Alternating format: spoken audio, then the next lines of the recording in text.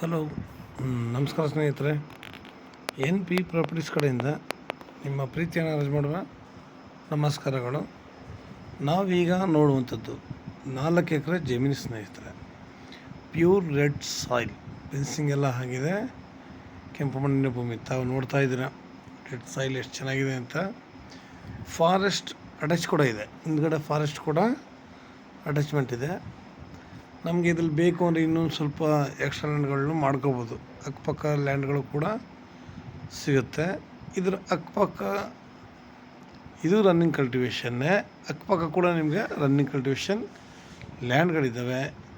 ಸಾಮಾನ್ಯವಾಗಿ ಕೇಳ್ತಾರೆ forest attachment ಇದ್ದರೆ ಆ್ಯನಿಮಲ್ಸ್ ಪ್ರಾಬ್ಲಮ್ ಇದೆ. ಇಲ್ಲಿ ಯಾವುದೇ ರೀತಿಯ ಆ್ಯನಿಮಲ್ಸ್ ಪ್ರಾಬ್ಲಮ್ ಇಲ್ಲ.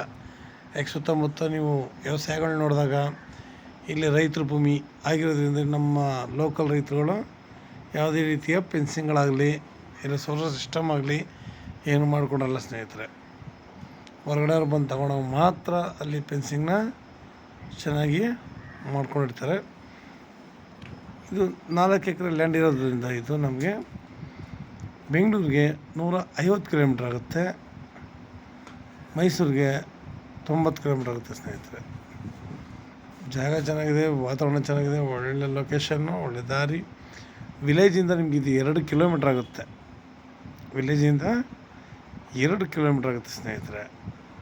ಪ್ರತಿಯೊಂದು ಕೂಡ ಚೆನ್ನಾಗಿದೆ. ಆದರೆ ನಿಮಗೆ ಇರೋ ವಾಸ್ತವಾಂಶನ ಈಗ ನಾನು ಹೇಳ್ತೀನಿ ಕೇಳಿ. ಪ್ರಕೃತಿ ಲೆವೆಲ್ಗೆ ಇರೋ ಲೊಕೇಶನ್ಗೆ ಇರೋ ನೀರಿನ ಸೋರ್ಸ್ಗೆ ತುಂಬ ಚೆನ್ನಾಗಿದೆ. ಲ್ಯಾಂಡು ಕೂಡ ನಮಗಿಲ್ಲಿ ಕ್ಲಿಯರಾಗಿದೆ. ಪೇಪರ್ಗಳು ಕೂಡ ನಮಗಿದ್ದು ಕ್ಲಿಯರಾಗಿದೆ ಸ್ನೇಹಿತರೆ. ನಾವು RTC ಅಥವಾ ಪಾಣಿ ಅಂತ ಏನು ಕರಿತೀವೋ ಅದರಲ್ಲಿ ಇದು ಸರ್ಕಾರಿ ಕೂತಿದೆ. ಸ್ವಲ್ಪ ಸರ್ಕಾರಿ ಏನಾದರೂ ಸ್ವಲ್ಪ ಕೂತಿದೆ ಸ್ನೇಹಿತರೆ. ನಾವು ಅದನ್ನು ಮೊದಲೆಲ್ಲ ಅದನ್ನು ತೆಗಿಸ್ಬೇಕು ಅಂತಂದರೆ ಹೆಚ್ಚು ಕಡಿಮೆ ದುಡ್ಡು ಖರ್ಚು ಮಾಡಿ 2-3 ಇಯರ್ಸ್ ಕಾಯಬೇಕಾಯಿತು. ವರ್ಷ ಆದರೂ ಆಯಿತು, 1 ವರ್ಷ ಆದರೂ ಆಯಿತು, 2 ವರ್ಷ ಆದರೂ ಆಯಿತು, 3 ವರ್ಷ, ಈ ಥರ ಲಾಂಗ್ ಟರ್ಮ್ ಆಯ್ತಾಯಿತ್ತು. ಇತ್ತೀಚೆಗೆ ಆ ಪ್ರಮೇಯ ಇಲ್ಲ ಸ್ನೇಹಿತರೆ.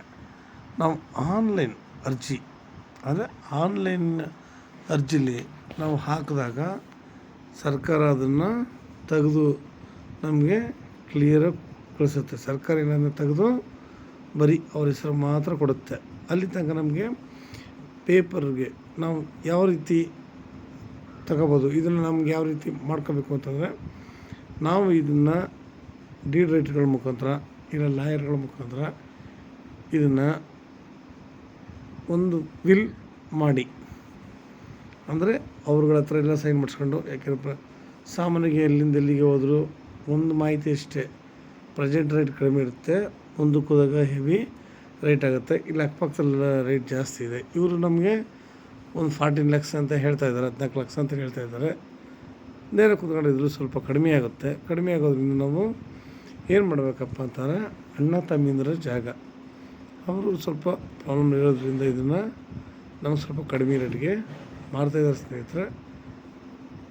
ನಾವು ಇದನ್ನು ನಮ್ದಾಗಿಸ್ಕೋಬೇಕು ಅಂತಂದರೆ ನಾವು ವಿಲ್ ಅಥವಾ ಇದ್ರ ಮುಖಾಂತರ ವಿಲ್ ಮಾಡಿಕೊಂಡ್ರೆ ಲಾಯರ್ ಮುಖಾಂತರ ನಾವು ದಾಖಲಾತಿಗಳನ್ನೆಲ್ಲ ಕೊಟ್ಟು ಮುಂದಕ್ಕೆ ಯಾರು ಇಲ್ಲರೂ ನಾವು ನಮ್ಮ ಹೆಸರಿಗೆ ಖಾತೆ ಮಾಡ್ಕೊಳ್ಳೋಂಥ ಅವಕಾಶನ ಮಾಡ್ಕೋಬೋದು ಸ್ನೇಹಿತರೆ.